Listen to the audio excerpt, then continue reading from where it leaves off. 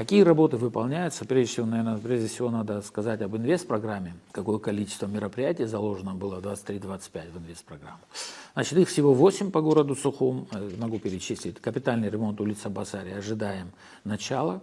2004-2005 год, занимается управление капитального строительства. Строительство детской больницы, там сумма 650 миллионов рублей, планирует управление капитального строительства в этом году приступить к работам. Такая у нас информация.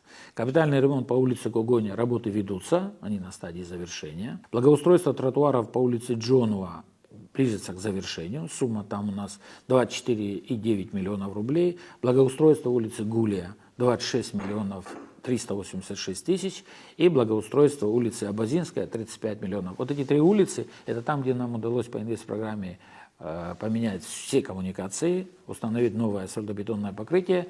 То благоустройство, которое сейчас я перечислил, это касается тротуаров, бордюров и так далее. Работы ведутся на стадии завершения. По улице Воронова работы выполнены, как вы знаете, да, выложен новый асфальт, вот, и так далее.